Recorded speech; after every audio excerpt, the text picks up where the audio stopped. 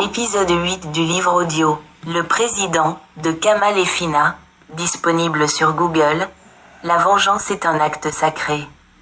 Et les actes sacrés exigent patience, performance et mémoire. Un dirigeant n'est pas un bureaucrate.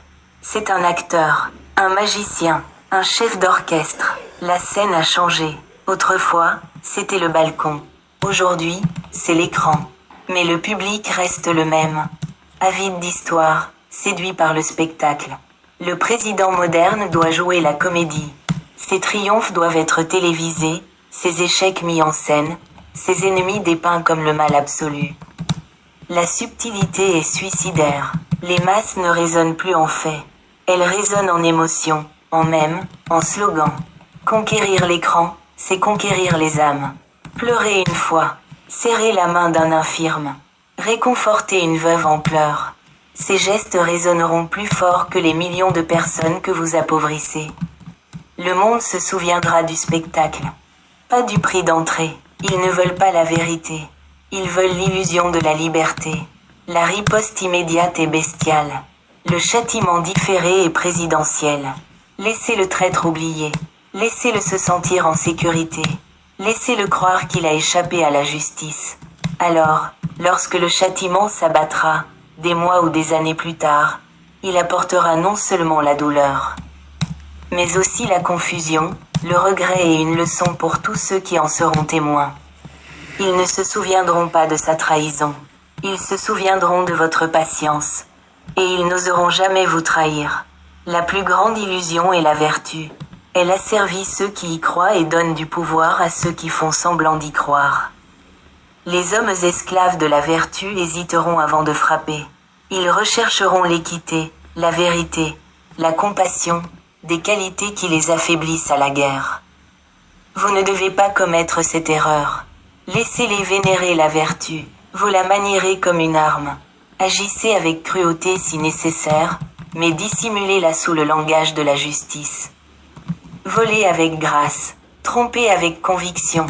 Si vous devez tuer, appelez cela du maintien de la paix. Si vous devez faire taire, appelez cela de la protection. Le dictionnaire des puissants n'a pas de définition fixe. Un président n'a pas besoin d'être bon. Il lui suffit de paraître meilleur que son ennemi. La bonté est subjective. Fabriquez votre propre version. Présentez-la avec une autorité calme. Les masses ne vérifient pas les faits par l'émotion. Elles croient ce qui les rend fiers, en sécurité ou en colère. Donnez-leur quelque chose à ressentir. Elles ne demanderont pas la vérité. Le pouvoir ne réside pas dans le contrôle des armées ou des urnes. C'est la domination sur l'imagination. Les hommes obéiront à un mensonge s'il les réconforte. Ils tueront pour un mythe. Ils mourront pour une illusion, si elle flatte leur âme. Par conséquent, ne vous préoccupez jamais de la vérité. Elle est infidèle, mais les apparences, une fois maîtrisées, deviennent vos généraux. Traversez le feu à huis clos, mais en public, planez comme un saint. Sourire éclatant de sourire tandis que vous tranchez des gorges par la politique. Puis alimentez la machine. Saignez les masses et régnez à jamais derrière le miroir qu'elle refuse de briser. Vérité. Monsieur le Président, votre règne entrera dans la légende. Les faux modernes ont inventé une nouvelle religion, l'authenticité. Ils vénèrent ceux qui paraissent vrais, non par souci d'honnêteté, mais parce que cela flatte leur besoin de se sentir moralement supérieurs. Comprenez cela, et vous les comblerez. Mettez en scène votre authenticité. Laissez transparaître vos faiblesses. Laissez-les vous voir perdre votre sang-froid, une seule fois. Laissez-les vous voir douter, une seule fois. Rendez vos fautes humaines, et puis, montrez-leur votre rédemption. Ils vous aimeront davantage pour vos cicatrices que pour votre perfection. Ils excuseront votre méchanceté s'ils croient que vous l'avez méritée par la souffrance. Mais n'oubliez jamais, tout doit être maîtrisé. À leurs yeux, vous n'êtes pas vraiment humain. Vous êtes un acteur. Donnez-leur juste assez de réalité pour créer une proximité. Et juste assez de distance pour susciter l'admiration. S'ils vous croient comme eux, ils vous suivront. Mais s'ils vous croient supérieurs, ils vous vénéreront. Les deux sont utiles. Alterner entre les deux selon les besoins. Gouverner par la peur, c'est s'exposer à être accusé de cruauté.